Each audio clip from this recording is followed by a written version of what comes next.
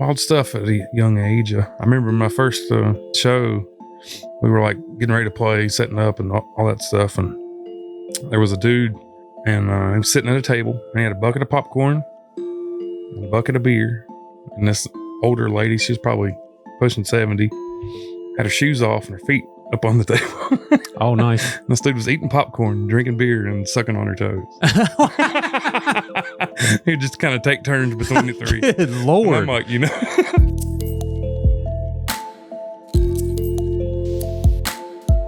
Welcome to Creepalachia. We have a musician in the studio today with the magnificent Jonah Carden from the Peterstown bunch over there yonder. Them hills. Thank you for being here. Yeah, man. Glad to be here. Yeah. So go ahead and give me a backstory on you. We got a beautiful guitar here, and a lot of the audience knows who you are, loves your music. But tell me about you and where you grew up. So I grew up in Peterstown, West Virginia, which is in Monroe County. It's a pretty small town. It's not necessarily like, it is around here with all the coal stuff. There's no coal going on. It's all like farms and that kind of stuff. But beautiful area. It is very beautiful. A lot of pretty barns. Yeah. Yeah. Not much to do, but breeds musicians, Yeah. It's funny how that works. It's like, what do we do? I guess I could learn guitar. Yeah. Why not? Yeah. Is that the first instrument you learned? It is, yeah. Yeah, everybody thought I was going to be a drummer because my dad's a drummer. And when I was a little kid, everybody always expected me to grow up to be a drummer and follow in his footsteps. And I just kind of took to the guitar instead. I got a guitar for Christmas when I was 12. Oh, nice. And banged around on it. And what'd you learn first? Simple Man? No, Train Kept a Rollin' by Aerosmith. If you know that cool. song. Okay. Kind of plunked that out in my bedroom, but that was kind of pre-YouTube and all that stuff. So, what year was that? So it'd have been 98, I think. Mm-hmm. And so then I got into Metallica. Oh, and, yeah. I'm not sure if you know what guitar tabs are, but heck yeah. Tablature back in the day. Print Metallica tabs out on my mom's computer and use up all her ink and paper. Yeah. For those who don't know, so it's different tabs for different things. So guitar, it was like 6 lines, and then it would have numbers of like 7, 8, 6, 5, and then that would just mean the place on the fretboard. Exactly. And then you'd know your string, and then it'd have like, was H like hammer? Yep. And then there's different symbols. P like pull off.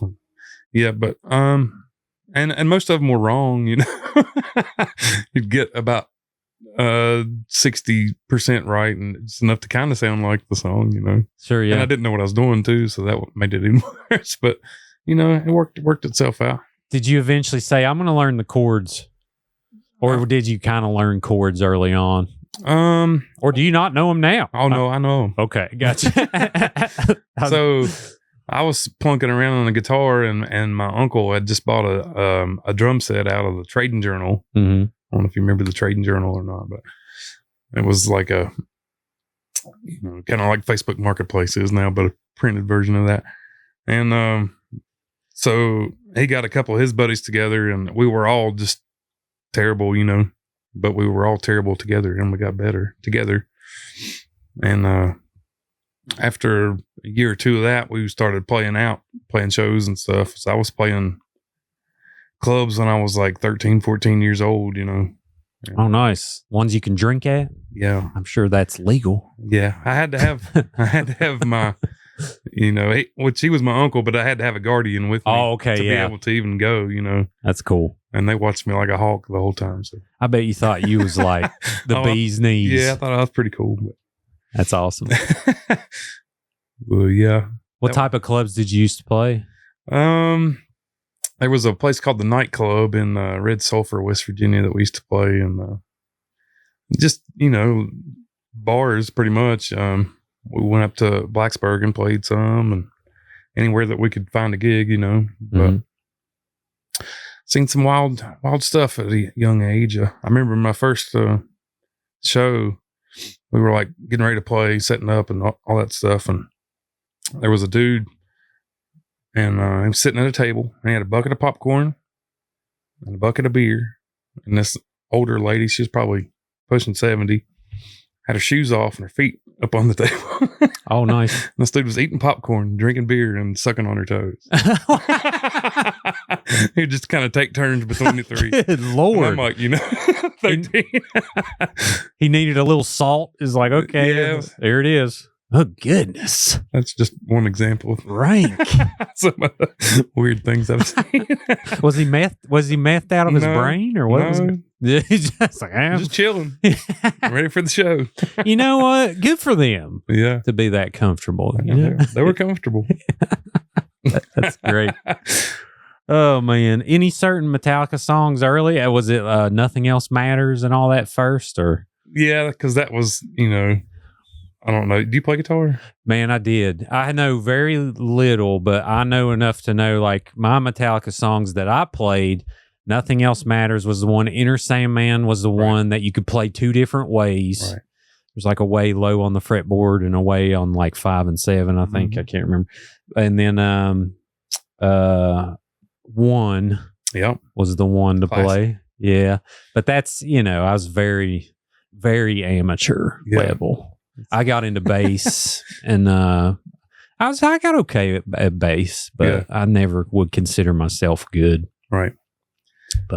But yeah, man, I got obsessed with Metallica and AC/DC, and every time Mom would go to Walmart to buy groceries, I'd talk her into buying me another album, on a CD, and eventually got pretty much all the AC/DC and Metallica albums, which there was several of them by that point, but. What was the first? My first was, it was actually And Justice for All. And then I got into the Black Album. Really? I never got into Master Puppets when I was young. And then I found that later in life, and I was like, this is the one. Right. Master of Puppets is their best album. Right. In my opinion. But yeah. And I like Load and Reload. They're different, but I really enjoyed them. So when I was getting into them, those albums had just came out. So that was like, the bomb back then. Yeah. And then I watched, have you watched Some Kind of Monster, the documentary? Okay. It's been a while, but I have seen it. Their way of writing music just blew my mind. They just do all these riffs and then like piece it together after the fact now. Mm-hmm. And I was like, man, that's crazy. But at the same time, whatever works, It works. Yeah. I just watched them in Blacksburg. Oh, you went? Yeah, it was awesome, man. Oh, I'd say that was cool. It was really cool. It was on the Richter scale. Yeah. The local weather. You could definitely feel it. In your feet. Good for them. So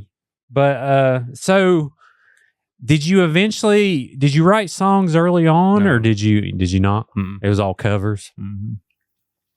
Yeah. I mean, before that band with my uncle, I played with a buddy of mine named Tristan Dunn in school some, and we wrote some songs, which were god awful, mostly my part, but I didn't really get into that until, probably I was 15 or 16 maybe, and that's when Tenacious D was they just came out. And, Pick of Destiny. Yeah. Well, I think that this was even before album. that. Yeah. Like the first album or whatever came out. So I started out writing funny songs, and that was a good way to ease into it, because it wasn't, if somebody didn't like it or whatever, thought it was bad, you could just be like, oh, it's just a joke. Yeah, right. Yeah, that's the way. And it kind of added to it in a way that it was kind of bad, Dude, some of those Tenacious D songs shred, dude. And you're like, whoa. It's like really good. And Jack Black, I know he likes to goof around, but he's actually a really good musician. He's incredible. Did you see him doing Mr. Crowley? The Aussie song? I bet it's amazing. Dude, I haven't seen it. He killed it. Yeah, it's funny, but it's spot on. It's killer. You know who else? I hate their band, but if they were a Led Zeppelin cover band full time, it'd be the greatest thing ever. Is Train? Yeah, the best Led Zeppelin cover band you will ever hear. But anyway, I don't like their actual music. I don't either. But I love Led Zeppelin though. Yeah. Well, cool. So it was. So you did the kind of the comedic thing early, and then you kind of walked out of that. Yeah, I called myself Johnny Cowboy. That was my Oh, nice. my stage name there for a while, and I put a couple albums out of just silly stuff and sold them at school for. I'd burn copies at home and sell them at school for $3 a piece, and I sold like, gosh, man, a few hundred copies. Dude, that's awesome. Like, I mean, there wasn't but 400 people at our school, so That's 3/4 of the school. That's pretty impressive, man. So I didn't have CD cases, so I'd put them in Ziploc bags so they wouldn't get all scratched up. Yeah. It's like dealing drugs or something. But and that's more than them just supporting you. That's like people actually enjoyed it. Yeah. You know, when that many people buy it, it's more than just, I'm going to help Jonah out. You know? Yeah. I kept them cheap enough that a high school kid could afford it too, because everybody's got $3. You know? Oh, yeah. Oh, yeah. That's cool, man. Yeah. Is there a first band where it was like, oh, I'm gonna actually like pursue this, or you know, first one of my bands, which you're solo now, but are you in bands now too? Yes. Okay, because I know a lot of the musicians that come in, they're like, I'm in this band, that band, I play xylophone for this one, and I'm not sure how many. So towards the end of high school, me and my buddies started a band called Southern Flame when we were like super into Pantera and Black Label Society and all that kind of stuff, like Southern metal stuff. And we started writing our own songs, and we put a couple records out and did all that. And then that kind of fizzled out after a while. And then right after that, me and my dad started a band called One Eyed Jack, and we just play covers, just kind of for fun, and we're still doing that. So that's been going on since 2008. Heck yeah!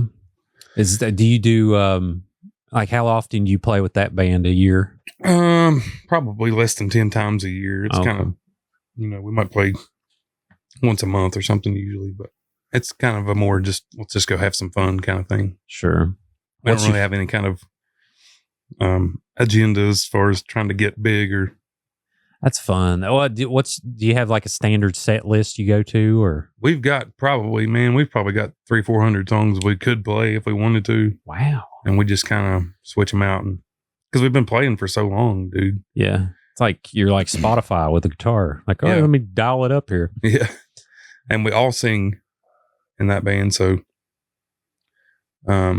we have no lead singer really, because we're all the lead singer. We just take turns. Like, this will be my song, and that'll be, But and then in 2010, I was putting my first solo album out, and started playing solo gigs a little bit after that, and pretty much been doing that ever since. Did you have an idea of like, okay, here's my genre?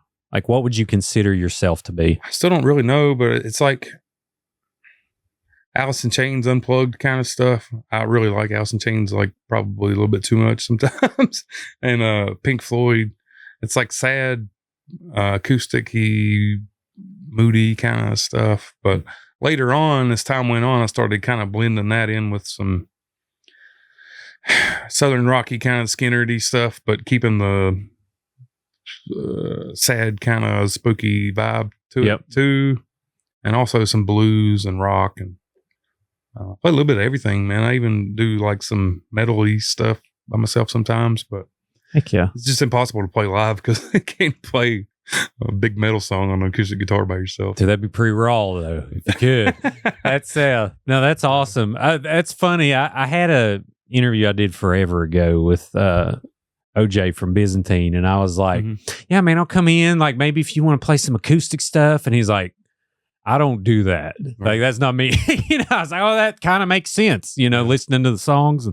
But that's cool. So Lane Staley, R.I.P. I listened to Alice in Chains recently, and I was shocked how much they still sound like Alice in Chains. Yeah. I was like, wow, who's this singer?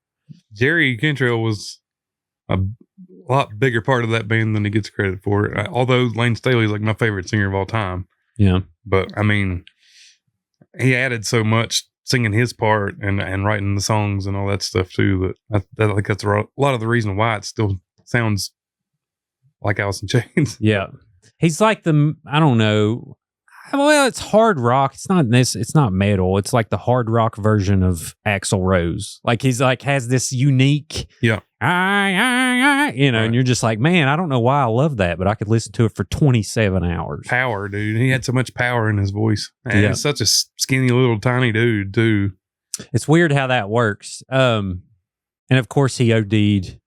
What year was that? Was that 90s? No, it was like 2000. Oh, it was in 2000? Yeah, it was 2001 or 2, I think. Wow. I didn't realize it was in 2000s. Because that happened, and all my buddies at school were all sad because Lane Staley died. And I was like, so I was like, I better be checking this band out, Oh, you checked out after he died? So that was kind of what got me into him, which sucks. Did you listen to Dirt? The album? Yeah, that's the one. And I bought MTV Unplugged on VHS in the mall. It's a good one, too. Oh, man, I missed that show. Yeah. They had, let's see, my favorite Unplugged was probably Nirvana. It's a good one, too. I think it's number 2 for me. Yeah. Such a good show. Well, cool. Well, of course, everyone that's watching on YouTube knows my man Jonah's got a guitar, and we're going to walk through some songs and the stories behind them. Do you have an idea of the first one you want to talk about? Yeah, I'll just kind of do them maybe in chronological order. That sounds perfect. So the first that you wrote to the last one, or what do you mean? Yeah. Okay, got it. This was, not the first song I wrote necessarily, but I got to tune my guitar down here real quick. I'll talk while I'm doing it too. Oh yeah, go. There we go.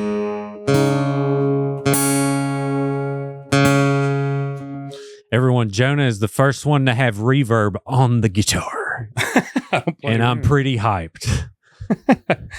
We cater to musicians in here because I have no clue what I'm doing. And I just say, hey, does that sound good? And they're like, yep.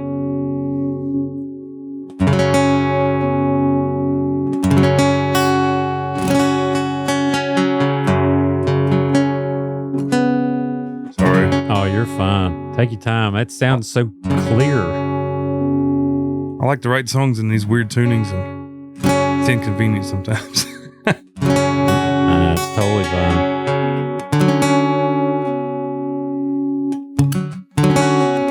All right, so, oh gosh, turn that off. Oh, you're all right. You got to take a shot if your phone goes off. The only problem, I have no liquor. Buddy? Yeah, I have no liquor, so I'm gonna get one after we're done. Fake shot. Alani, that's what I'm shooting. So, I was working a job for 10 years, and I was starting to play music on the weekend some, and it was getting to be where I was just busy all the time, and I was getting to the point to where I was ready to go do something else because I'd been there for 10 years, and it was just kind of, I was not really going anywhere, Mm-hmm. And so I had to take a leap of faith and quit my actual job and go play music. And my fiance talked me into that. Shout out. Yeah. What's her name? Sorrel. What's up, Sorrel? We call her Squirrel around Peterstown parts. Good call, Squirrel. Way to go. So anyway, around that same time, my parents had just went to Cass, West Virginia, and rode this old train that you can ride up there. I'm not sure if you know what I'm talking about. I think I know what you're talking about. An old school steam powered train or whatever. And my mom had taken a video of this train whistle on her iPhone, and she was like, "You should put this in one of your songs. It's really cool."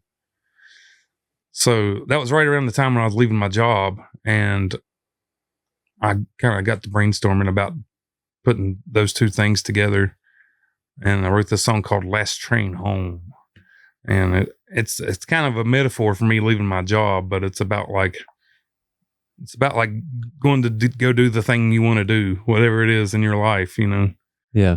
What was you scared about leaving for? Which I know I've done the same thing. I think it'd be good for people to hear, like, just everything, man. You don't know for a fact if you're going to be playing every single weekend, especially when you're starting out. Like, you hope it goes good, but there's no guarantee. It's not like, hey, it's not like a job where you're like, hey, we want you Monday through Friday, and you might be playing and you might not be, so. Yeah, that was part of it, which it worked out pretty good. It was a little scary at first, but and no insurance, little things like that you really start thinking about when it's time to pull the trigger, Mm-hmm.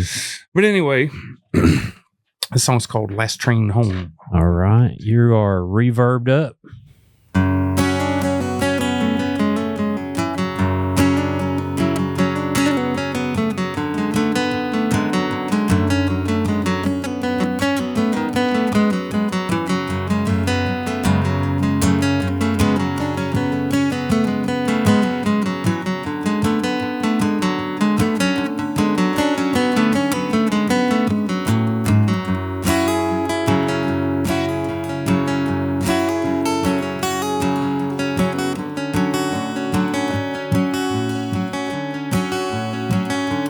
Can you hear that whistle blowing, creeping up those Blue Ridge Mountains one last time?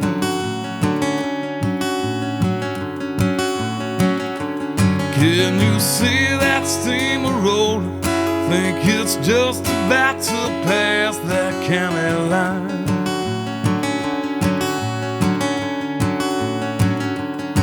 It runs every night at midnight, sings its haunted song as it rolls by.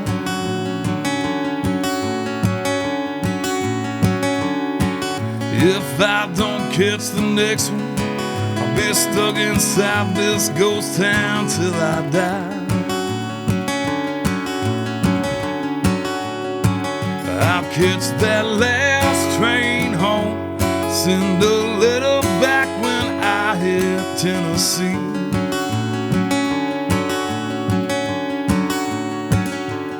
Catch that last train home. If I don't go, then I know I'll never leave. I'll never leave.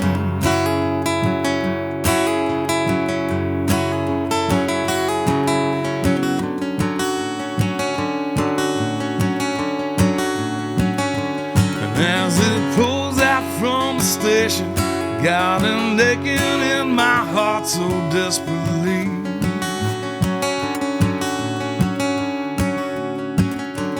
Though I know she's back home waiting, in another life you could have stayed with me.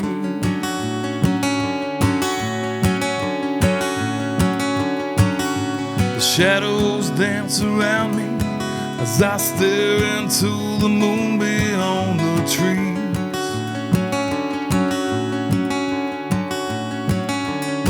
I got a half a flask of whiskey, keeps me warm and puts my troubled mind at ease. My mind at ease. And I'll catch that last train home, send a letter back when I hit Tennessee.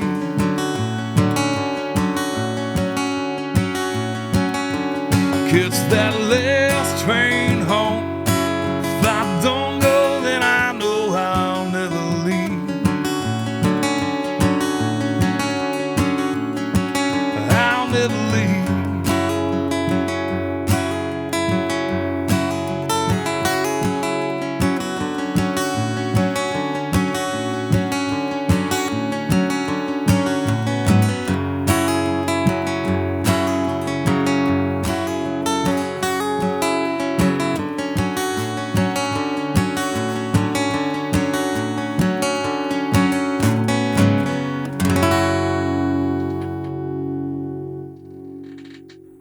Jonah. Yeah. That don't make you want to suck some toes, brother. That is, I mean, you turned into the soul of Appalachia right in front of me. That was incredible. Thank you, Ben. Thank you, sir. That's, man. I mean, you transform into like, I mean, you're a great person just talking, but like, it's like you transform into this, I don't know, just talented soul of doing exactly what you're supposed to do. Yeah, I don't know if thanks, that makes man. sense. Yeah, man. Love it. So, what year did you write that? That would have been 2016, I think. And I did that song as soon as I quit my job. And I made a little video, for it, just goofing off at home or whatever. And it did pretty good on Facebook and got a lot of views and stuff. And a couple of bigger pages shared it. And it kind of gave me a little kickstart to my booking stuff.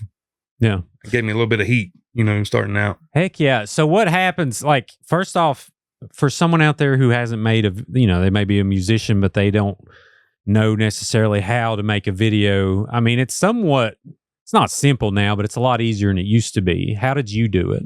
So what I did was just, so on my albums and stuff, I'll play almost every instrument myself. And I'm not a great drummer really, but I have a friend that plays drums for me a lot. But what I did in this particular song was just filmed myself recording each part. Like it has a banjo, the actual song has a banjo and a mandolin and a slide guitar and da-da-da. And so I just filmed it. I would just set a camera, like one shot, take your cell phone and film yourself playing. And then when you're done, for me, I had, 10 different shots and just mixed it all together. And nice. Just, Heck yeah. How did it do? Like, did you get like DMs from bar owners or what? How did those start flowing in? I would message places, and say, hey, my name is Jonah Carden. This is what I sound like. I'd like to come play for you sometime. And for the most part, it did very well. Like they would hear that and be like, that's pretty good. You can come play my bar. You know what I mean? Yeah. And so that was that. And then I got some traction going on that, and then I started an album with the same name, and that came out in 2018. So I worked on that for a little bit. And how do you do your recording? So I do it at home, and there's a program I use called Cakewalk. Yep. And I'll just write a song like that where it's just me and a guitar or whatever, and I'll record it to a metronome, like a click track. And if you do that, you have like a grid that keeps you in time, and you can add things to it without it getting sloppy. You have like a standard. This is where the beat is. Yeah. It's perfect, And so I would do pretty much everything but the drums, and I'll use fake drums to start with, and then I'll take it to a studio in Bristol, Tennessee. Man, I wonder, do you know the guy's name? Mike Stevenson. Oh, how long has he done that? Long time. So I was in a band. We got our demo done in Bristol. It about have to be him. I mean, he had hundreds of people he'd worked with at that time, and this was in like 2009. Was it Sonic Designs at that time? Yes. Yep, that's the same guy. Is that him? Yeah, he's a great guy. Man. Oh, cool, dude. But he's played drums on my last 3 records. So what I'll do is I'll record everything at home and take it to him, and he'll play drums on it for me because I did it all to a click. You know what I'm saying? And then he'll mix it, and then I can go home. Like it's perfect, kind of. I remember he was specifically, because we had a good drummer, he was specifically good at narrowing in and mixing the drums. Killer. Yeah. Killer. Great dude, too. Yeah, that's so cool, man. He just won he got nominated for a Grammy. Wow. A year ago. Does he work with a certain artist, or how does that? So there was this dude named Dave Egger, and he's like a fantastic cello player. This is my understanding of this story. I don't want to speak this as absolute facts, but during COVID, he was used to recording in New York and all that kind of stuff, and he couldn't get to the studio there because they were all shut down. So Mike was like, you can just come here and do it. I think he was from Bristol, maybe, or Tennessee or somewhere. So he started working with Mike, and he's like, wow, this dude's awesome. So he just kept working there. And not long after that, a couple years, they were nominated for a Grammy. He got to go to the Grammys. And heck yeah, man. That's what I love. Like, I love stories like that, because you think everyone's just trained to think like, oh, I got to move to New York. I got to go to LA. I got to do these certain things. I'm like, no, you can stay right here in the hills. And especially with technology now, putting yourself out there, marketing yourself, do anything you want. You can. Yeah. You got to believe in yourself. That's the hard part. Heck yeah. I mean, that's true. At least we got to act like we believe in ourselves. Yes. You're doing a great job of it too, man. There you go.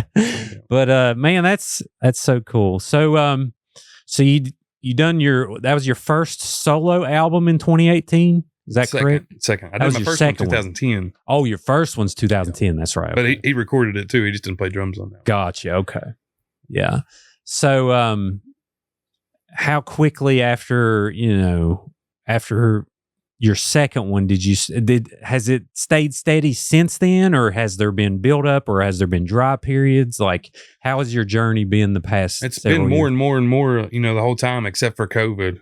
So during COVID, all the bars shut down. So that was like, oh gosh, what am I going to do? So I started playing on Facebook Live 2 or 3 times a week, and nobody else could go anywhere either. So we'd just have these little Facebook Live parties, and all these people would get in there and drink and act like they were out having fun, just talking in the comments with each other and goofing off and being silly. And Sure. And it became a really cool thing, man, because it gave people something to do that made you feel like you were doing something other than just sitting in your house, Yeah. I got old pretty quick. Yeah. People would either write songs or have babies or get divorced. Yeah. Those 3 things. That's the only things that would happen. So I imagine, that was a big songwriting period for you. Yeah. Yeah. So I cranked out a bunch of YouTube videos, and I need to get back into doing that stuff now. But I spent all my time just trying to keep going, man, because I didn't want to lose the traction that I had. And if it's like lifting weights, if you don't keep doing it, you're going to lose it pretty quick. So do we do that to ourselves sometimes? Because I know, like, the way I am is I'm full tilt because I always think if you let up, because I post like 7,000 times a day, and it's tough to keep that momentum going because I always think like, well, if I don't do as much this next day, it's going to all crumble and I know, man. fall away. Like, Yeah. I think there's a good balance there, though. I think we do too much sometimes. It's hard to just get in and out of it, though. You're either in it or you're out. It is for me anyway. Yep. I'm either just all in, let's go, or Exactly. I'm going to go play Xbox. And sometimes you'll drop the hammer until you break a spring in your brain, Yeah. and then you just shut down, and you just which ain't good either. But I'm going through that right now of trying to figure out the balance. Yeah. And but I love what I do, but it's a little overwhelming sometimes. Yeah. I think after we get to a spot where we feel comfortable, like all the bills are paid and we can kind of take a little bit of a break. I know. Yeah. You would think my bills have been paid for a few years and I'm still like, Okay, just man. How you dropping doing? the hammer. But As long as you're having fun. I mean, yeah, that's the thing. That's the thing. It is tons of fun, but yeah. So walk me through the next one. What do you what do we got on deck? Next song. Yep. So this one's on the same album, and I think this might be my favorite song that I've ever written. And this song's called American Dream. What's the story behind this one? So, well, for one thing, I want to talk about the music part of it for a second and turn my guitar back on. Is it okay for me to play a second of somebody else's song, or does that get you in trouble? Nah, it's fine. It'll be fine. I'll just, it really doesn't matter. Okay. It'll be totally fine. Okay. So, the song Dust in the Wind, of course. Oh, yes. Right. So I learned how to play that properly, which is using a technique called Travis picking. So I'd always played it wrong for years and years and years. And one day I decided I'm going to sit down and I'm going to learn how to do this because it's awesome. Right. So the whole thing with Travis picking is it's a pattern that you repeat over and over and over again. It's almost like playing a banjo. Okay. So Dust in the Wind goes like this.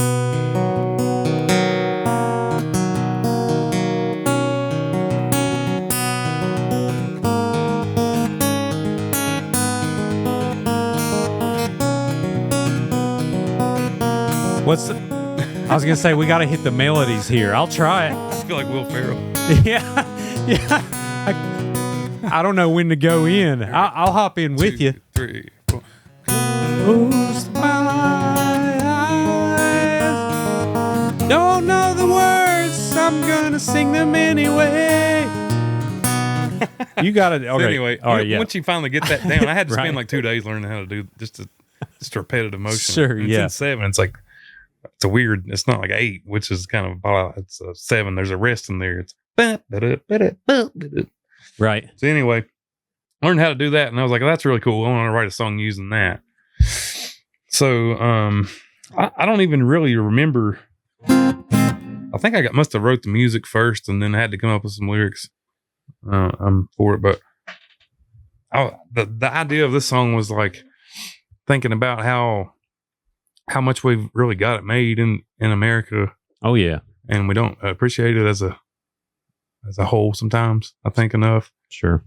And like we got it made, dude. Like everything's easy now. You got anything you want at the tip of your fingers all the time. Jonah, I just DoorDash deodorant to my house. That's what I'm saying, man. Like, we got it pretty daggone Think good. about, your... I paid $17 for that deodorant just now. It probably wasn't that much, but even I know exactly what you mean. I'm glad you're bringing that up. So it's a really sad, serious song, but I don't know, man. It's not really about anything specific. It's just that feeling. And it's like we've got it made, and everything's easier than it's ever been, and everybody's sad. And I was like, why is everybody so sad? Like, yeah, that's a good point. It's hard to explain, but hopefully it makes sense in the song. Oh yeah, love it. So this one's called American Dream.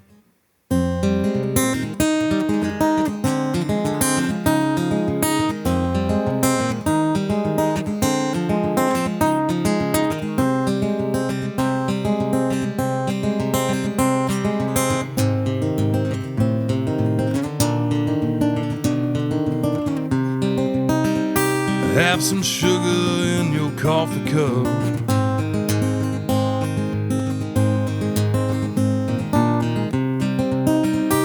Lady Liberty and Lady Love.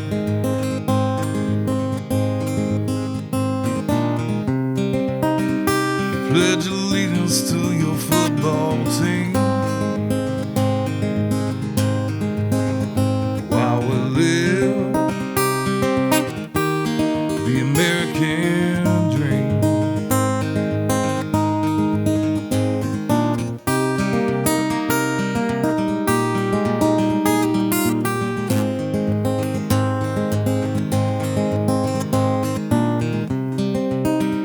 Wave hello to everyone you pass.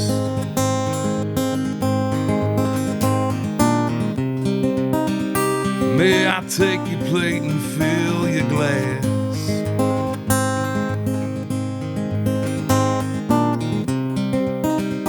1,000 channels on your TV screen.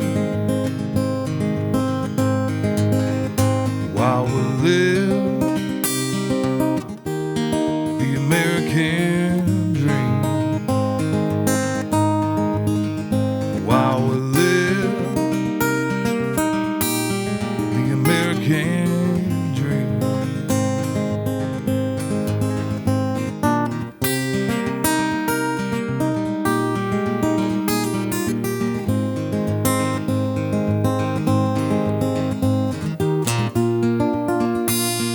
These colors don't run.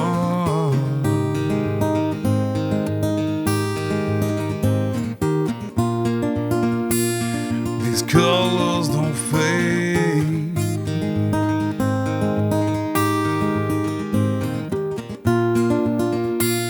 In the land of the free.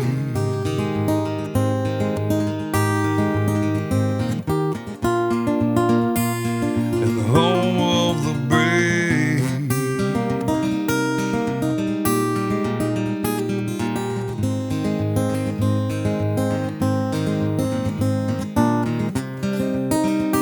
Build a fence around your residence.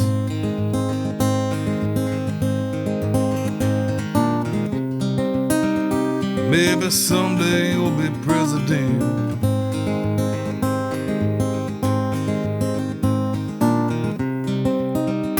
Get your daily dose of nicotine.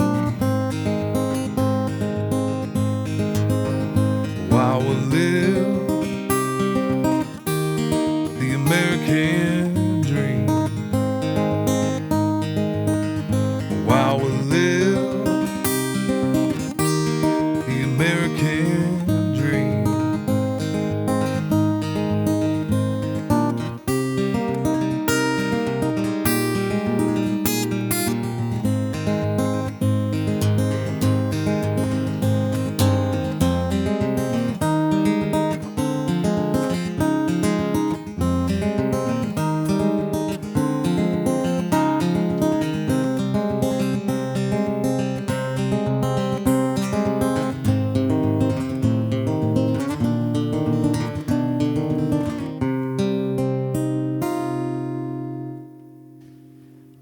Wow.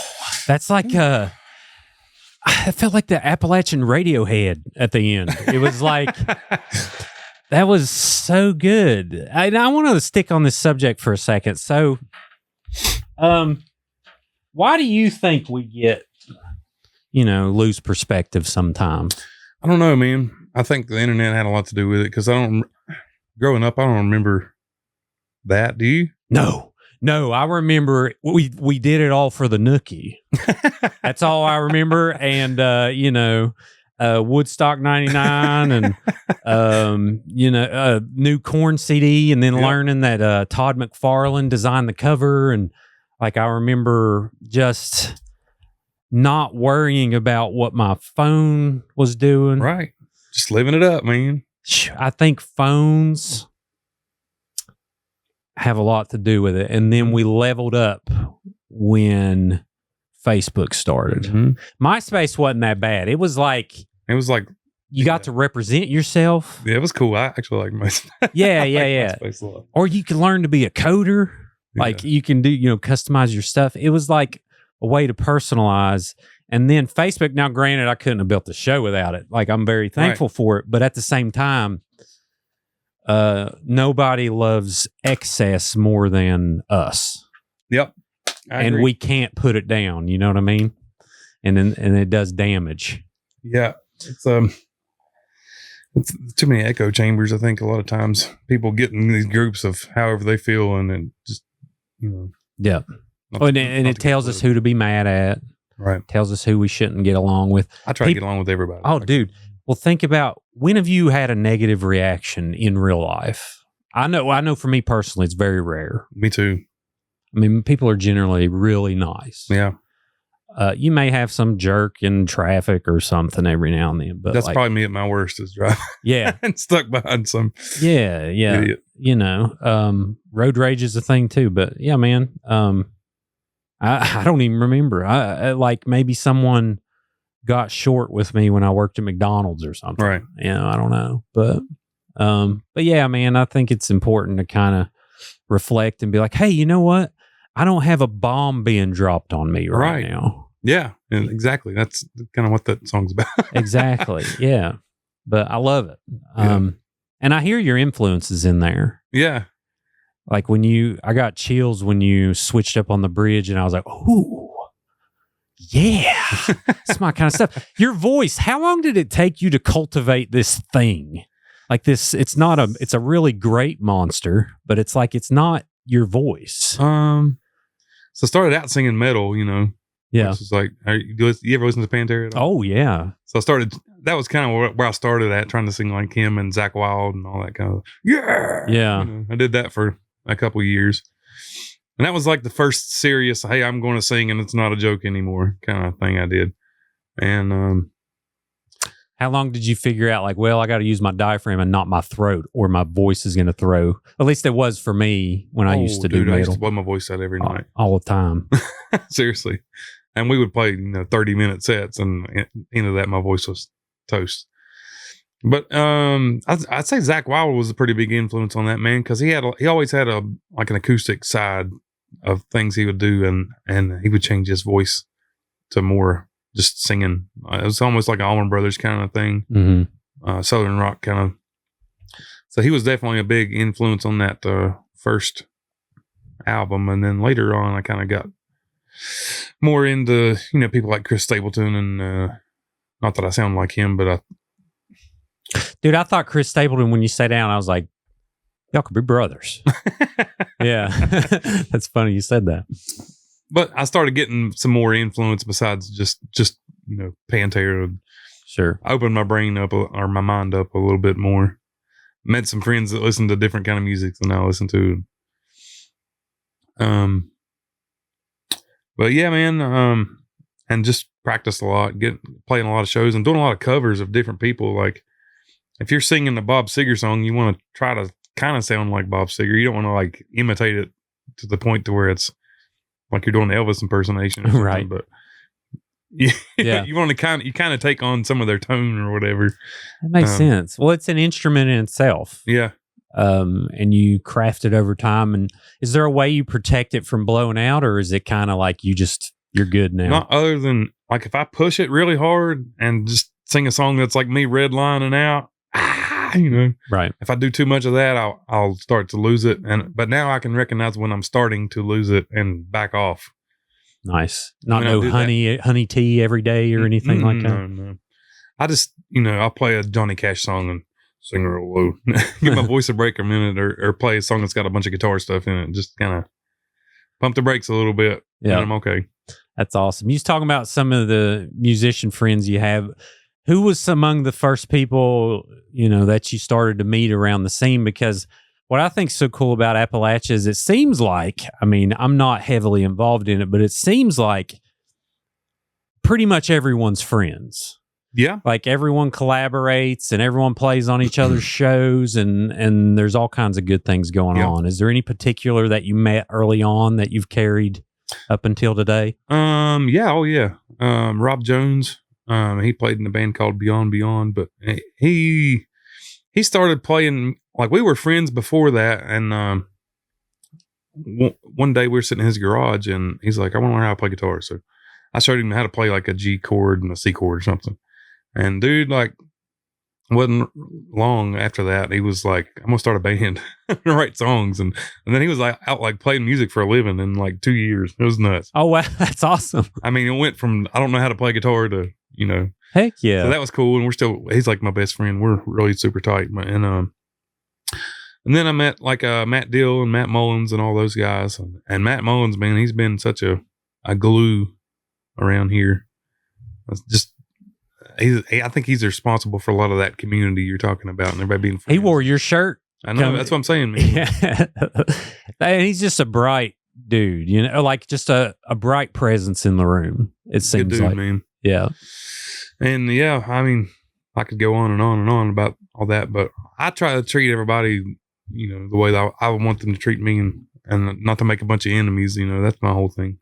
Sure. I think I'm pretty well liked just because I'm nice to people before anything. I don't see how you don't like you. We've only talked for an hour, but even still, like, like what problem could someone have? I'm just trying to. I try to keep it that way. Yeah. It's just a good way to live, Shoot, yeah, man. Any particular shows come to mind that, not necessarily were your funnest experiences, but kind of, anything memorable there, or are they all kind of running together at this point? They're all running together, man, but there's so many of them I could go on for hours. But I'll tell you one really cool thing that did happen. This was 2019, I think. So, I was scrolling through Facebook one day and I seen an ad for this thing called Rock and Roll Fantasy Camp. I'm not sure if you've ever heard of that or not. I don't think I've heard of it. So the whole deal with Rock and Roll Fantasy Camp is like, it'll be like Steven Tyler's coming to Hollywood on Rock and Roll Fantasy Camp, and you can sign up as a camper and you can go play music with Steven Tyler. Oh, wow. For like 2 days or whatever. Okay. But it's super expensive. Oh, like $1 billion? How much is it? Yeah. It's like $5,000. Well, okay. Yeah. So anyway, I'm scrolling through Facebook one day and I see Jerry Cantrell and Mike Inez from Alice in Chains are coming to Rock and Roll Fantasy Camp, and the two brothers, the DeLeo brothers from Stone Temple Pilots. And that's like two of my favorite bands. So I shared the status and I had this little emoji where it's like, oh, like crying because I couldn't go, And I think it was my uncle or something that he said, why don't you start a GoFundMe, That's a joke. And I was like, well, he said, I'll tell you what. He said, I'm going to take you and I'll pay for it. Just you do everything you can to raise as much money as you can, and whatever you can't cover, I'm going to. Oh, that's awesome. And you're going to go. And I was like, man, that's awesome. So I started to GoFundMe, and I was trying to just ask for money for nothing, So I would do things like, hey, if you pay me $50, I'll do a cover of any song you want and do a video of it and put it on YouTube or whatever. It was more like a Kickstarter. Kind of, yeah. But I was just like trying to do like a fundraiser kind of thing, like kids would sell donut boxes at school or something. Like everybody knew that, I didn't have $5,000 laying around to go blow up. Sure. So anyway, I ended up raising most of it. And so we got to go do that. And that was awesome. Dude, what was that like? Amazing. It was like... How do you play without shaking? It's like, or you kind of loosen up after 5 minutes or so? So, they put you in. They want to know your skill level when you sign up. So they're like, hey, have you ever played music at all before? You know, have you been playing for a year? Have you been playing for 10 years? Or are you? So they put you with people that are as good as you are. Right. That way you don't end up with, you know, a god awful drummer and you know, 3 awesome guitar players, or, you know. Although that might be interesting if it went like that. So my uncle that I've played music with all this time that I was referencing earlier, he went with me and he's a bass player, you know. So I was like, dude, we're going to sign up as experts. That way we can get the best other people we can possibly get, you know. Mm-hmm. And we get there and our drummer's just awesome. He's this kid from California. He's not a kid, he's a young man, but he's a fantastic drummer. And we got a singer from, gosh, I can't remember exactly where he's from, somewhere on the East Coast. And he was really good. And we got a guitar player that was like from Boston or something. I can't remember exactly, but he was like a stock trader dude, you know, like totally not a dirty rock and roll guy, but like play guitar and stuff. But anyway, and they put you in your group and you get a counselor. So the counselors are all like rock stars too, but they're kind of like lesser known dudes. It'd be like one of them was the bass player for Ozzy, or, you know, like, dude. It's really cool, but I mean, they're not like big, huge names that everybody's. So anyway, you go in this room and you practice and pick out which songs you're going to play when the big dudes get there. You pick out which songs you're going to play with them. So we picked out No Excuses. I don't know if you know that song or not, but when we go in there and you're sitting there in this little room and you can watch the other bands that are playing. It's like the little groups they put you in. There's like groups of 4 or 5 of you. Mm-hmm. And you can sit and watch the band before you while you're waiting for your turn or whatever. So I'm sitting in this chair and they're playing Nutshell. And Jerry Cantrell's like 3 feet away from me, like right in my face, like dripping this nasty solo. And I'm like just fighting, crying so hard. And they're really like giving it their all. They're in it. Oh, that's awesome. But I mean, he's right in front of me, dude. And there's like 20 people in this room. It was nuts. Dude. So then I had to go play with him after that. So, but in that song, No Excuses, the one we picked to play, there's, you know, they always had 2 singers. Mm-hmm. So we had a lead singer in our band that was going to sing the lead part. And, of course, Jerry sings his part usually too. So I'm standing there and he's like, is anybody singing, you know, my part? And I said, well, I have been, but I'd rather you do it, you know. And he said, man, he said, you paid big money to be here. He said, I want you to step up here and you sing it. And he said, there's my pedal board. And there's like, he gave me his spot, like with all his pedals and his microphone. He's like, you get up there and you do it. And he's like, did you learn the solo? And I was like, yeah. He's like, you're going to play it too. And I was like, okay. Dude, that's amazing. But I made it through it. I did good. Got my picture taken, Everything was cool. And then I went outside and I just freaking cried like a baby. You know? It was just so intense, dude. Like, did he acknowledge when you got done? I was like, man, that's good. Oh, yeah. Yeah. So that's another thing. We stand there getting ready to play. And the bass player, Mike Inez, this is the dude from House of Chains, by the way, which is like my favorite band. I'm sorry to keep rambling about it. But no, I love it. He's like, I got to go to the bathroom. So we're just standing there. We're waiting on him to get back from the bathroom. So it's like me and Jerry Cantrell. We're both standing there looking at each other with guitars in our hands. Dude, that's cool. You know, and I just launch into one of his riffs or whatever, and we sat and played some kind of deep cut stuff that not just anybody knows, you know. Yeah. And he's like, man, that was good. I said, I've been studying, Jerry. That's awesome. Did you come up with like small talk? Like, so, how's it going? Like, I don't know, man. It was cool. We just had our little moment. How long was the session? Not long. You just play a song. Yeah, pretty much. And then you get like a Q&A thing where it's everybody at the camp, which is like 50 of us maybe. And you get like an hour where you can ask them all questions and stuff. And then they sign anything you want and take pictures with you and da-da-da. But dude, that's awesome. I have to look this up. I didn't know this was a thing. Super cool. And then we did the same thing like the next day with the Stone Temple Pilots guys, you know. And, but the cool part, man, was as meeting everybody else that went and just all the friends you made. And because we're all staying in the same hotel. So at night when we get done at 10 o'clock or whatever, we'd go back to the hotel and go down to the bar or whatever and just hang out and play acoustic guitars and drink and laugh and giggle. And sure, there was like 25, 30 of us sitting around the bar singing Alice in Chains songs together. The bartender's probably, what the hell's going on here? Yeah, I'm the man in the box. Everybody drunker in hell. Just in there. That's a good time. That's fun. Man, it was so fun. But we got to play the Whiskey A Go-Go, which is like a big famous club over there. It's, I don't know if you're into the Doors or not, but that was... I like the Doors, but it's not really... But it's like the most famous rock and roll club in the world, you know. Right. And we get to go play there. That was cool. It's like where the Welcome to the Jungle video was filmed. Sure, yeah. It's an iconic place, you know. Yeah. So that was really cool. And then that was it. But that was probably the coolest thing I've got to. What year was that? 2019, I think. Heck yeah, man. Pre-pandemic. Yeah. That's cool, man. Well, what do we got next on the list? What are we thinking? Sorry. So, you're fine. ZZ Top has a song called Mexican Blackbird, and I was thinking about that one day. I like that song a lot. And I was thinking it'd be cool to write like an instrumental guitar song and give it like a Spanish name of a bird, some kind of bird that. So I go to Google and I type in like birds of Mexico. I'm looking at this big list of bird names or whatever. Mm-hmm. And I see one called a king vulture. And I was like, ooh, that sounds cool. Metal. What's a king vulture? So I start reading about it. And then I was thinking about this bird and I was like trying to imagine what a king vulture would sound like. It's all sinister and stuff and spooky.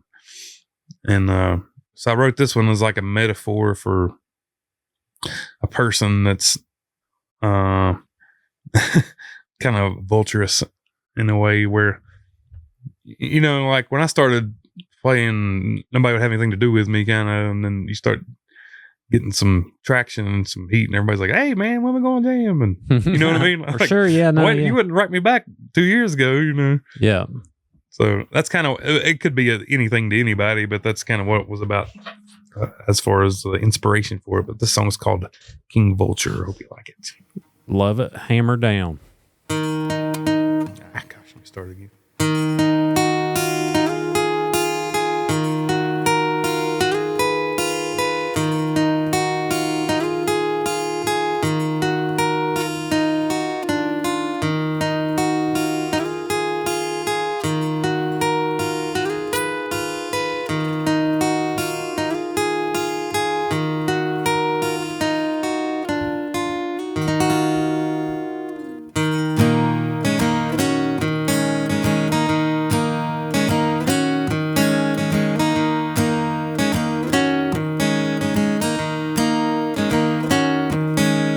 Flying through the sky with your wings spread 6 feet wide. When you come down to kill us, move aside. You bask out in the sun till the work's already done, and go collect the prize the others won. Rise up, King Vulture, won't you rise? Nothing gets past your crooked eyes. You cast down your shadow on the rocks and dirt below. You always show up right on time.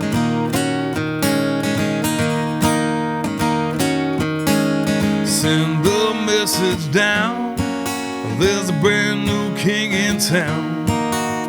Patiently you wait and circle round. For miles and miles you go through the south side of Mexico. You wait for the next scent to catch your nose. Rise up, King Vulture, won't you rise? Nothing gets past your crooked eyes. You cast down your shadow on the rocks and the dirt below. You always show up right on time.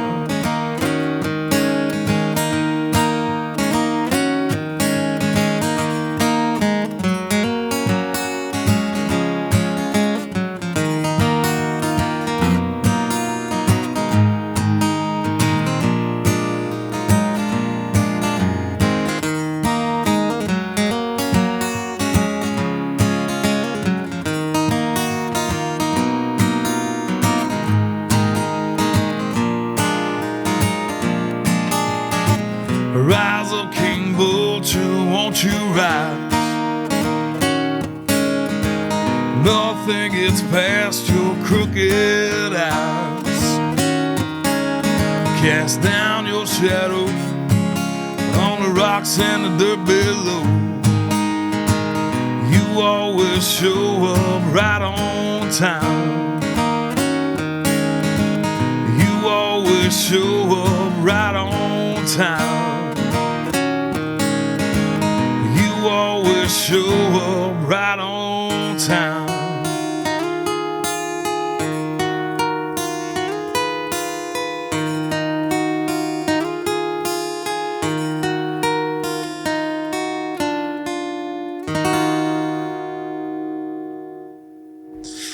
Love it, man. I could listen to you play for infinity. Thank you, brother. Yeah, it's just like it's just so the guitar playing is so, it's like perfect and clean, and like you can hear every note. I don't know if it's these headphones or what it is, but it's just you can really tell the 10,000 hours you put into it. I'd like to know what that number is, because it's probably pretty high. What would you say? What's your daily routine? Are you like, you just sit around watching like Netflix, playing, you know, some scales, or like? I used to do that more than I do now. Right. I'm playing so many shows now that, I mean, that's 3 hours right off the bat. So I do play at home a good bit still, but I used to sit around and. She shows 3 hours? Yeah. Wow. How many songs is that? Gosh, man, probably. Most of my songs are pretty short when you're playing by yourself, so I'd say between 40 and 50, guessing. Yeah. Wow. It's ballpark. So the do you have an established set list for that, of like, well, I'll go ahead and play this, or you just like whatever you feel like doing? I usually I kind of do, but I keep all my lyrics on an iPad. It's like every song that I could possibly play. Mm-hmm. And I'll just scroll through them and kind of just feel whatever I want to play next. Or maybe somebody in the crowd says, hey, I want to hear a Skinner song, or can you play whatever, ZZ Top, or whatever it is. And I'll kind of let that dictate my set a lot of times, let the crowd decide what they want to hear, and that's what I'll play, you know. But how do you feel about covers? I know some artists are like, oh my God, can't take this. Or like, how do you see that? What I do is covers pay my bills. Right. You know? Yeah. And I'm kind of running two parallel games. I got the writing and the putting music out and recording and Spotify and all that stuff, which I love and I'm passionate about, and that's great, but I'm not making like any money doing that at all. Sure. So, and I play the songs that I like too. That helps a lot. Yeah. For the most part anyway. I'm not up there singing like Backstreet Boys or something that there's no kind of connection to. It's songs that I enjoy as well. That's great. Yeah, because you know, I mean, play as many songs as you want. I can't have you in here and not request your favorite Alice in Chains song. I don't know if you want to do that. You don't have to. You can totally tell me no, but I just love Alice in Chains is really special to me because me and my brother, we don't get to see each other a lot anymore. Yeah. But when I was little, he's 6 years older than me, and he's the one who introduced me to all these bands. Right. And Alice in Chains Dirt was one that he had on the player on repeat. Oh yeah. It's crazy. And so like when I hear stuff like that, it literally puts me back to when I'm like 13 years old. Yeah. It's weird how it works. It's like eating your favorite grandma's recipe. Yeah. But the audible version, you know what I mean? I could do Nutshell for you, man, but I'd like to go get my pedals because I can do a way better version if I can. Oh, well, we can. We'll do that after this then, and then we'll splice it back in. That's fine. Does that work for you? Yeah. Yeah, we can do that. Because I do I don't know if you know what a loop pedal is, but it's like where you're kind of building the song up. Ooh. I can do a pretty cool version with that, and it's way better than I could do with just me sitting here. Well, I'll tell you what, I'll just cut the gap out if you want to grab it. And then we got to walk into this because I think that'll be cool to watch the process of. Yeah, man.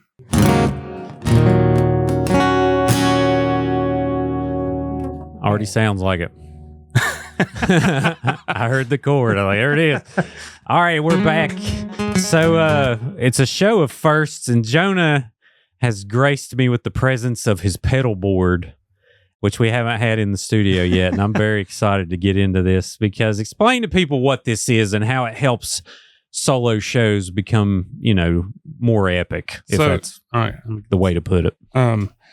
Basically the way this thing works, man, is like you can press a button and it'll start recording what you're playing or singing. You could run your microphone into it if you wanted to, but I don't. I just run my guitar into it. But if you're playing a gig and it's just you and a guitar, you can only play one thing at a time. Right. So a lot of songs will have, a repeating pattern where they're going to play 4 chords or whatever the whole song or whatever. And so theoretically you could just record that and then play it back and then you could go play something else. Right. I got you. So that's kind of the idea of what you're doing, but that's cool. All right. So walk me through it wherever you want to start. I know I cut out the break, but I requested an Alice in Chains song, and now we're going to get into some epicness here. I'm going to do the best I can. Which one you doing? Nutshell. Let's go. All right. Let me, we'll reverb you up and we're all set. All right, my man.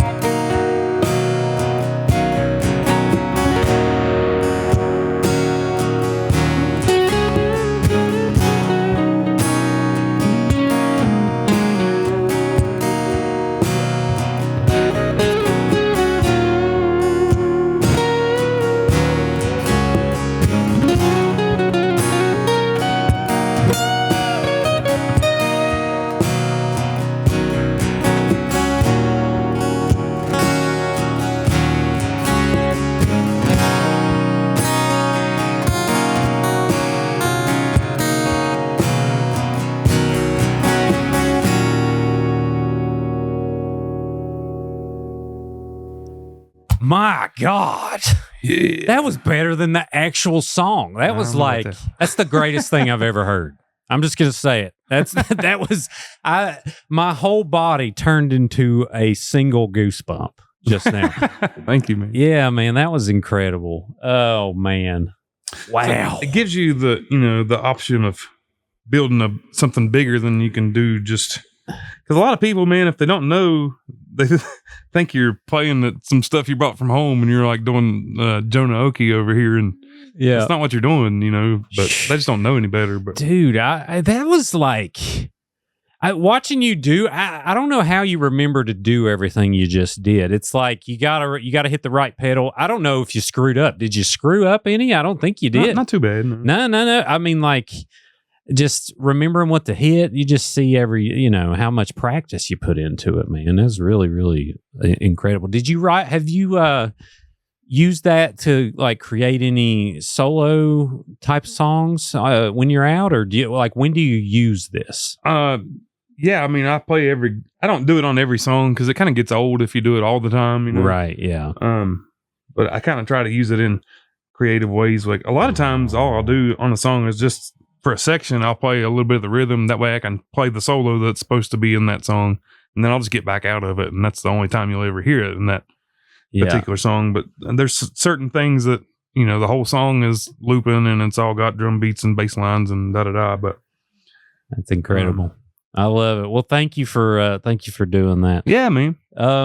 So what's another original song? I know you got a list of, I don't know how many you're bringing. You can play as many as you want, but is there another one that comes to mind that has a pretty good backstory you want to walk through? Oh gosh, I don't know if I have any great stories left. I can do you. I've got another record out that came after the King Vulture one. That's my last one. It's called Hands of Time. Oh, nice. And I can play you a song from that if you like. Heck yeah. Yeah. Well, let's go into that. And then we'll just say, like, if this is the final song, whatever one you think would be best to end with, and then we'll walk through where your shows are going to be and all that good stuff. But yeah, the Vulture one, that really spoke to me. Like, so I'm trying to play you some creepy ones since it's Creepalachia. Oh, listen, we kind of like my music in a way, Hey, we can play happy stuff around here. It's like what I always say, you can't have the dark without the light. That's right. So yeah, man. Well, cool. So yeah, well, when did you write the next one you're gonna do? This came out in 2022. I guess I probably would have written that around the same time. But it's just about doing the things you want to do because you don't have as long as you think you do. Sometimes that's really the whole story of the song. But it's kind of dark, but I like this one a lot. Story of our life. Yeah. Quit your jobs, people. I have to turn my guitar weird again, though. It'll be fine. We'll figure it out. But as long as you want to work hard enough, we'll figure it out. That's funny. That's what I tell everyone. It's like, I'm not sure if I should quit or not. I'm like, well, you'll never know unless you do. Yeah. What would have happened? You'll figure out if it's a good idea when you do it. Yeah. Do you want to grow old and think, what if? Or think, what now? I don't know if that makes sense, but I always wanted to know if I could fail or not.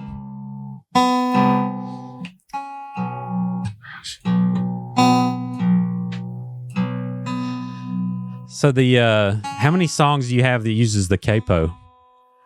Gosh, I don't know. Maybe original songs, maybe 10, just guessing. Okay.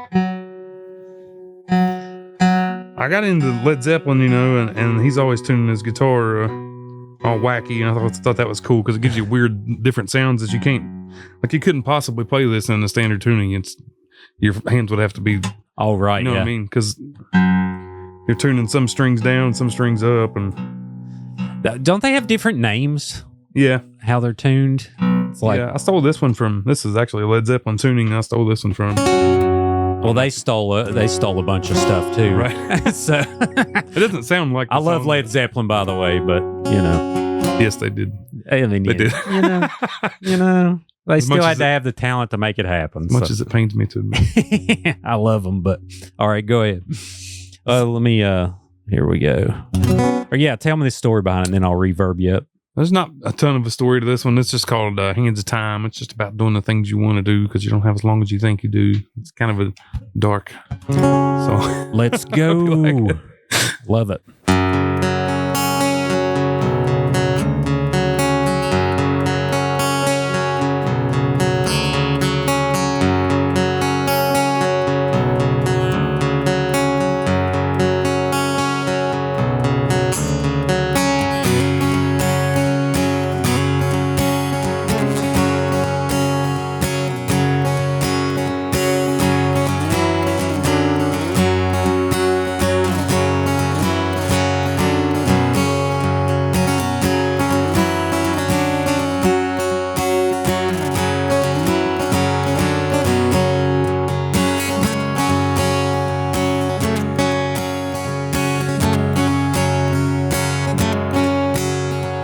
Cultivate a money tree,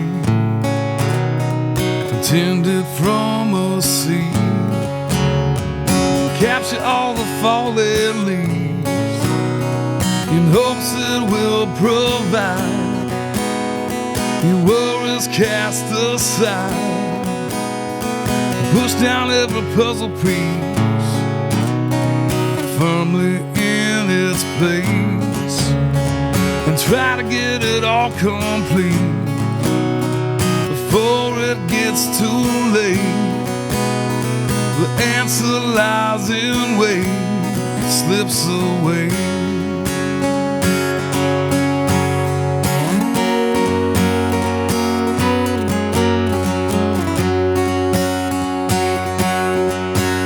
In the hands of time, they come reaching out for you.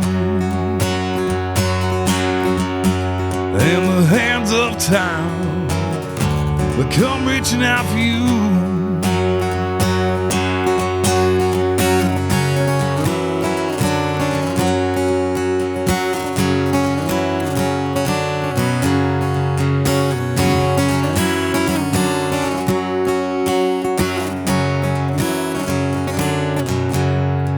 Reflecting back on yesterday, a technicolor dream. Your memories, they slowly fade. We trade this gift of youth for an unexpected truth, and eventually return to dust, the same from which we came. The shine gave away to rust, perspective overturns, the lesson we must learn, it slips away.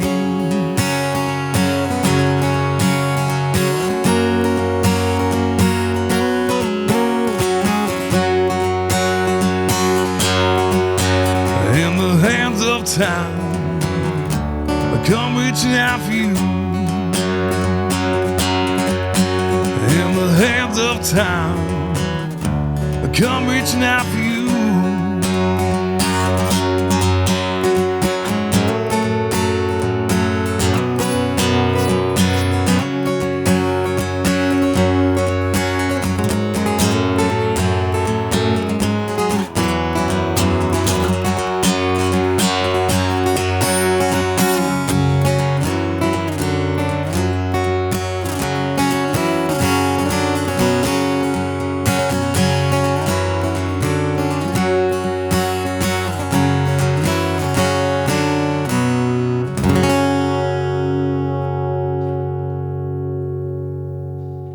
Yes, sir.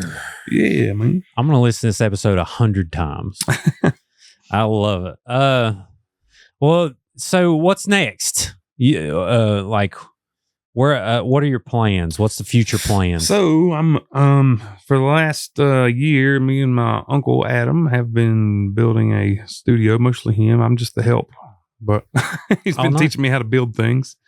And we built a studio in my backyard, which I'm very excited about. And so now that's done, and now it's time to get to work. Right there in Peterstown. Right in Peterstown. Heck yeah, man. So are you taking commissions or like what, or is that what it's got? Like you taking other artists in and Yeah, I want to, and I probably will, but it's kind of I'm not really set up to do like big drums and big full bands and stuff yet. I do want to get to that eventually, but I mainly did it as a place for me to go do my thing and not bother anybody. Very similar to what you got going on. right, yeah. Here. To not drive squirrel crazy. Yeah. Is that what yeah. So yeah, I know exactly. That's why we're sitting here in my basement in this very nice little studio here. But it's funner too. It's fun to have somewhere to go to put it all out there and then you feel like leave you're it. Supposed to be getting to work. It's not. There's not somebody sitting there watching TV and you're bothering them. You know, understandably so. Yeah. How long did it take y'all to do that? About a year. So, but it's all decorated out and man caved up and got cool posters on the wall and heck yeah, beer man. in the fridge. You know, Right in Peterstown. yeah. That's awesome, man. So now it's time to dig back in on that. Right now I'm playing 8 million shows, but after that kind of slows down, it's time to get back to writing and recording and YouTube. And I want to start a podcast and stuff too, but Shoot you. That'd be awesome. that's the plan. Yeah, man. Well, I'm looking forward to it. What's how many shows do you do a year, you think? Is there an average? You playing every week, multiple times a week? I think I did 165 last year. Ooh, I gosh. think Is that a lot? Like 2 in a day? sometimes. Okay. Yeah. So, sometimes I'll do 2 on a Saturday. It'll be like an early show and a late show. Or just depends, man. In the summertime, you can pick up, you know, like this week I'm playing like every day. Yeah. You know? But in January, I'll be playing like Friday and Saturday if I'm lucky, you know, because nobody wants to get out of the house and do anything because it's 5 degrees. Sir, yeah. What's typically like? Is it like a range, like bars, restaurants, different type of venues? Yeah, a little bit of all that, man. But breweries are the kind of the happening thing now, and I like those gigs a lot because they're all laid back. It's not so much like, yeah, let's go party. It's more like everybody just kind of sitting around chilling, drinking a beer. And, not everyone getting PBR'd up and wanting to fist fight. right. It's because it's hard to match that energy level with just you and an acoustic guitar when everybody's all fired up wanting to hear a big rock band or something like. Sure. So That's great. You ever seen any fights? oh yeah, All the time. Yeah. Well, come on, people. not many lately though. Yeah. Um, Maybe coming out of the pandemic, everyone all stressed out. no, you were talking about the Rocket Club. Dude, I played there Oh yeah, I used to play there all the time. several times. But speaking of fights, yeah, I had so many shows of 3 people, and I was related to 2 of them, right. but it was still awesome. I saw a dude get a beer bottle broke over his head at the Rocket Club coming out of that little door there, though. Oh, nice. Well, my favorite part was when you load in and you turn around and you see where the stripper pole used to be. It's oh, cool. Yeah, this is my kind of place.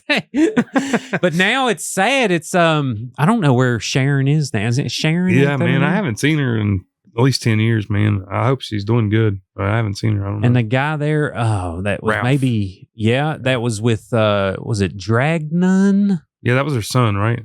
Maybe. Yeah. Seems like it. Crow, And then they had Blitz Kid was before we started playing, and they got kind of big. Yeah.